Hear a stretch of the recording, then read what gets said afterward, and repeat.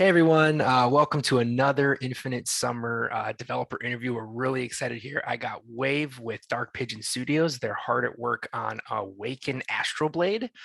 This is one that we're personally really excited about. It's a really cool metroidvania game that looks awesome. We got to play the demo, and we got Wave here to talk with us about it a little bit. Introduce yourself to the viewers, Wave. Hi, hi guys. I'm Wim. We are making this metroidvania game. We are a very tiny studio based on Beijing. Yeah. That's awesome. Yeah, with the Mm. time difference, it was a little crazy. So it's like it's super early for you. It's late for me. It's really cool. Yeah. But I'm glad we were able to find time to do this. And it was really cool just all the different developers getting to know the different ones in the different parts of the world, talking about time zones. And it's been really cool to get to know you. So thank you for taking time out of your morning to do this with us. Let's dive into the questions. This just the question number one was just to start off was just what type. We know I already spoiled it a little bit with Metrovania, but what type of game is Awaken, and what inspired you and your team to like go that route? What type of game is it, and what made you make it?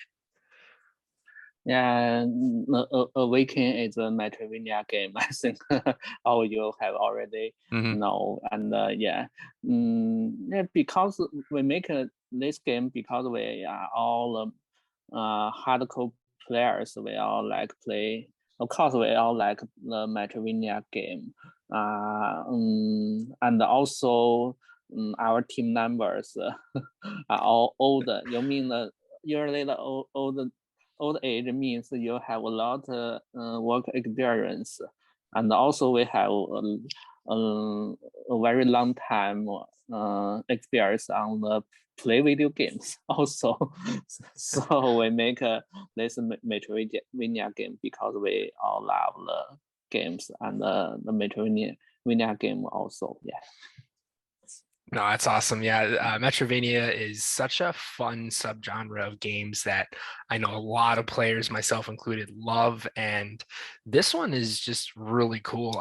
Awaken just got a demo not too long ago. I actually got a chance to play it. It was awesome. It was really fun. How long has Awaken been in development? How long have you guys been working on it? Yeah, we established this company at April last year. Yeah, we start a weekend from then. Yeah, I think it's almost 1 year long. Oh wow, that's not very long. The game's very well polished and played very well. It had no crash, no stability issues, and it was visually very impressive. That's definitely an impressive. It's an impressive state for only 1 year of development. That's pretty Yes, cool. thank you. Yeah, absolutely. Um, can you tell us a little bit about? So another thing that I wanted to know is because this game has some really cool characters and just a beautiful world and color palette. Just the color scheme of it is just really amazing. Can you tell us a little bit more about the lore, the characters, maybe some of the world building design? Like, how did you guys go about building this world and what inspired these characters? Tell us a little bit more about what is Awaken in the characters and lore. Yeah, of course. Let me think. Our background story is set in a original world when the alien energy enters the Earth, and a portion of humanity is infected by the energy to gain the great power. So you know the world. Some people inflected by the energy, so they become very strong because they can use the magic. So, but the other part of the world, human and people can't use it. So the world become chaos, and nearly destroy the civilization due to this situation. Yeah. Mm, so this is happened. We have a long history of our world. So this happened maybe some thousand ago. The civilization had been destroyed because this chaos. And after 1,000 years passed, some people come here and they found this energy too, and they want to use this energy. So the story start. Our character, our main character Loretta, actually is the it was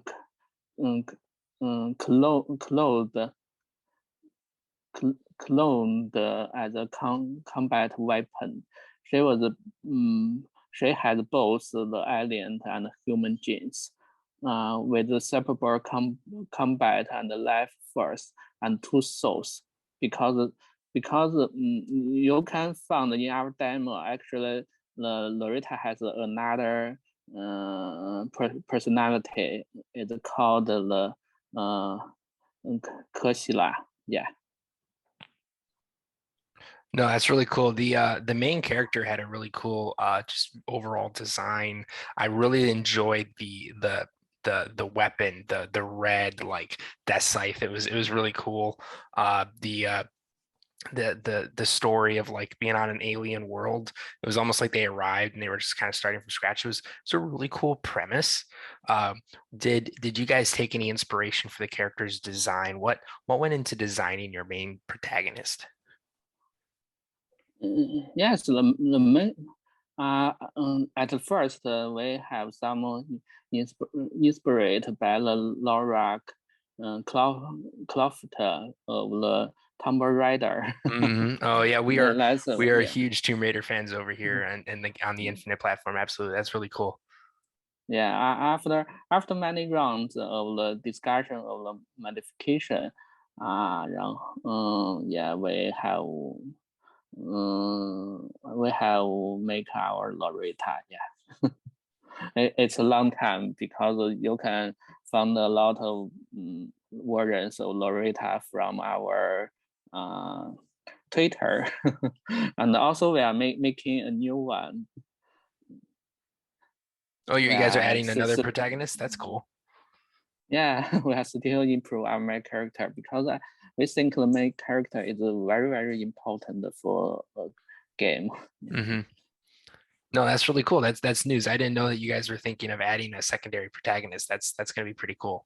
How is this? I know it may not be final yet, but how is the second protagonist going to differ? Is it different in terms of character design or gameplay? Are they going to have a different like move set? What's that going to look like?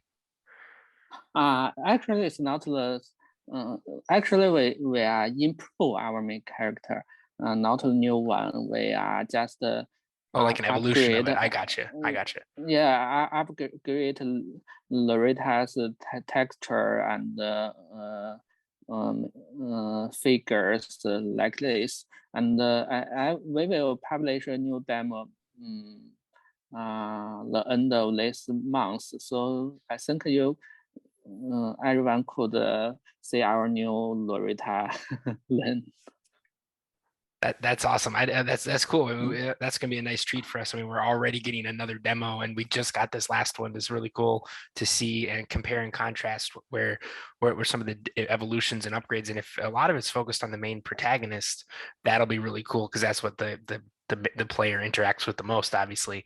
So that's really cool that we're already getting another demo. And so I know a lot of us are looking forward, going to be looking forward to that. I'm already excited about that. Pretty cool Yeah, because stuff. yeah, because we received a lot of feedback from the players. We have published our demo a month, so a lot of feedback. We are working hard on these feedbacks and also improve a lot part of our demo. So we want to make a new demo. Actually, the demo is our first chapter, so. I think it's yeah, we need to improve it and make it more better.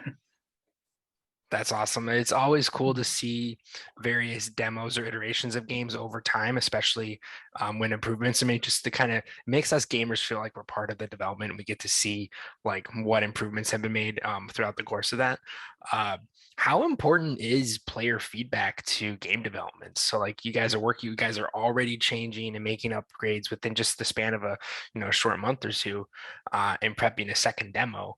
How important is that player feedback, and how do you pick and choose like what feedback you want to integrate into the game and what you don't? Like how important is that feedback to development? Yeah, I think it's very important because sometimes mm, let me think. It's important, but it's also you need to um, you need to pay attention to this because some feedback is useful because maybe some part of game you don't you are making too fast or not careful enough. You will have some unreasonable design. So this part, most of the player have feedback, have their feedback point on this unreasonable design. So this part you need to fix and you need to fix and but you need to also take care of this feedback because some feedback from player because they don't like by themselves. Maybe the other player will like this part. So I think you need to hear the feedback and find which part is uh, it's it's important and you need to fix. Yeah, it's important to sift through all that player feedback and see what you want to adopt into the game, what you're just like, well, that's cool, but it's like you're still like protecting your own like creative vision, but like it's important to like go through and to take the feedback for what it is, and that's really cool to see that you guys are getting enough feedback to already make changes on the demo in such a short period of time. That's something that not all developers get. Some developers, they put out their game and it can take a lot longer to get enough data back to make changes to the game based on it. So that's really cool that you're already getting player feedback. It just goes to show that there are many people who are excited for Awaken. It looks really cool, and Metroidvania fans can be very passionate about games. So it's definitely, I mean, they're very quick to give feedback and help improve the game to its best possible potential. Uh, Yeah. Speaking of Metrovania, they typically have a little bit of a reputation for a little bit higher difficulty. And Metrovania games aren't always the easiest. So, like, how do you guys balance? This is a common topic now, especially with Elden Ring being a big game this year, and just it's always Wow. been an ongoing one. How do you guys balance difficulty and wide appeal? Where do you strike that balance in terms of Awaken, making it approachable to everybody, but also giving the challenge to fans of the genre? How do you guys find that balance? Yeah, it's a very difficult part. Yep. We just three members. So I think at the start we have a lot of ideas and we want to add our game. But through the process, I think we need to trade off some of them. Because the time and the costs, etc. So, um,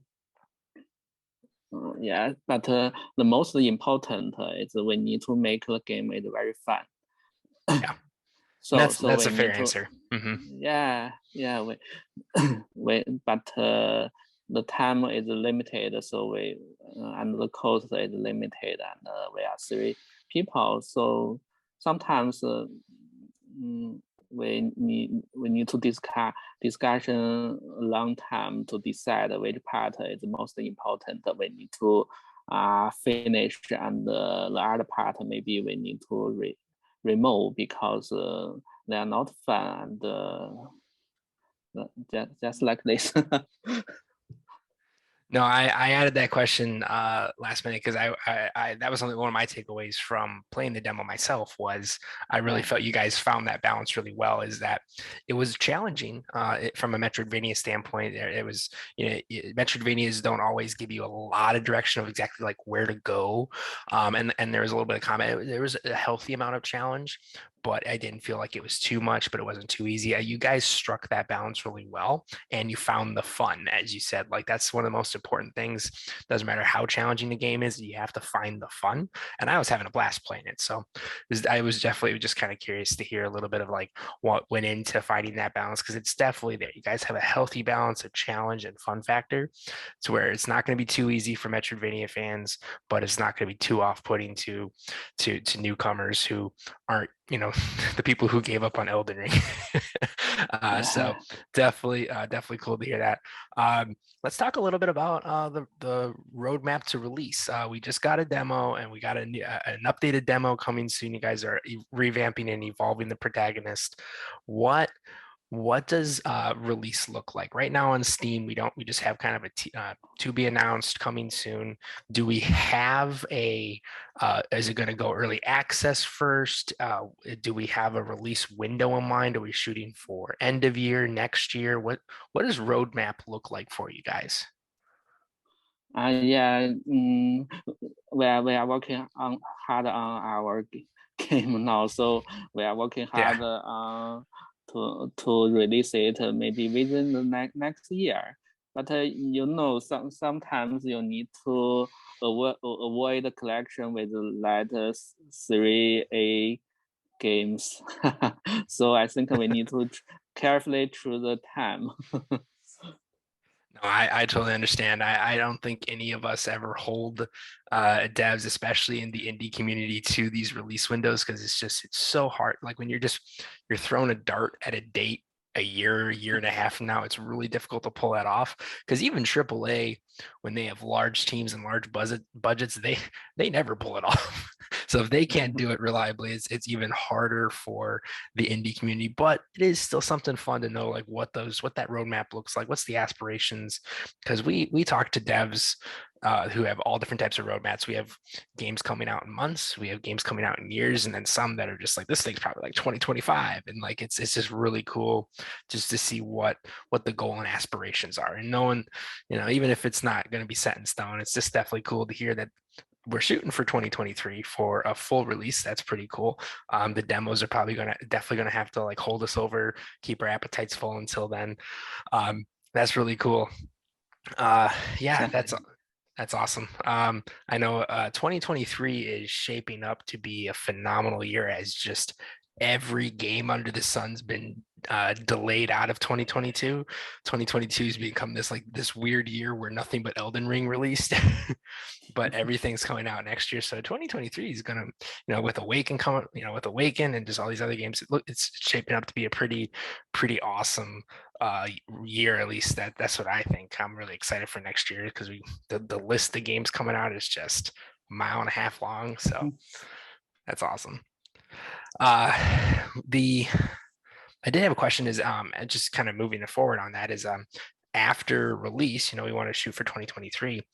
What is next for Dark Pigeon Studios? Is it going to be are we going to expand the platforms to like Switch or mobile or console, or are you guys planning to immediately move on to a game after like a different game? So do we have port aspirations or sequel aspirations? Like what comes next after Awaken's completed? Yeah, the first we want to porting our game to the other console platform. We also want to publish on mobile if it Mhm. is possible. Yeah, and after this, we want to make maybe the DLC part for the Awaken. I think because we have already designed some endings, I think.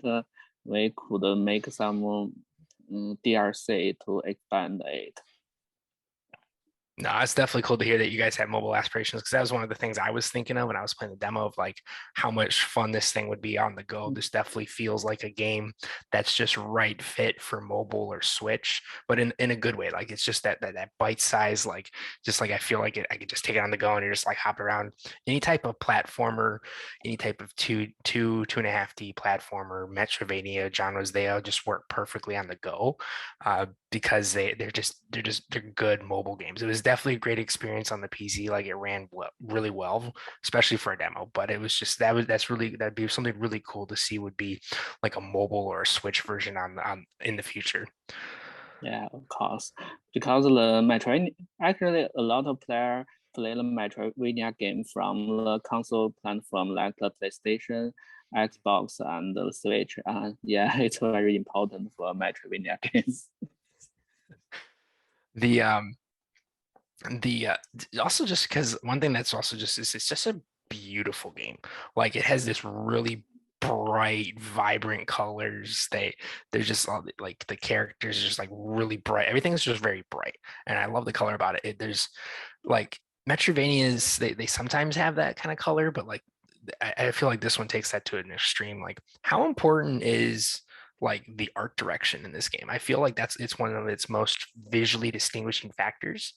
One of the things that I like talking about with any of the devs I'm talking to is like, what's that one thing that makes the game stand out, that makes a gamer click download or makes a gamer like get interested in the game? And sometimes it's a specific game mechanic that's unique, but a lot of times it's just the visual, the art style, the look. So like is that something that you're a part of? Do you have a different person who's in charge of art direction on the game? Like, what went into creating the unique look of Awaken? Yeah, we have an art designer. Yeah, she is the oldest guy in our team. Yeah, we have we have good friends for many years. So yeah, the art designer always come from his design. Yes. And also we use some a bit of the outsource. We have another partner. He is not full time. He help us to create this VFX. Yeah. That's really cool because it's definitely a very visually impressive game that you guys have. It sounds cool that you have some art guys, and you can definitely tell when an indie dev team has some art people and when they don't, because the ones that do have art people on the team or art people helping them with things, those are the games that just really like they just like scale well with the art. There's something that immediately hits with that art direction. So it is pretty cool. That was something that I was just curious. That was something that I immediately noticed that it's just visually a very pretty and impressive game, and the gameplay backs it up. So yeah, it's really cool to hear just a little bit about kind of what went into the game, how long you guys have been doing it, just what your kind of roadmap looks like, and just hear more about the characters and some of the behind stuff. Those were all my questions. So I want to thank you for taking the time to do this quick interview and just talk about the game. So for those of you watching, we're going to be putting the description.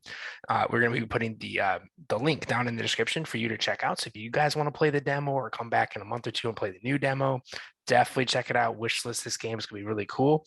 And I hope you guys have been enjoying Infinite Summer. Stay tuned for more Infinite Summer updates, and we'll see you guys on the next video.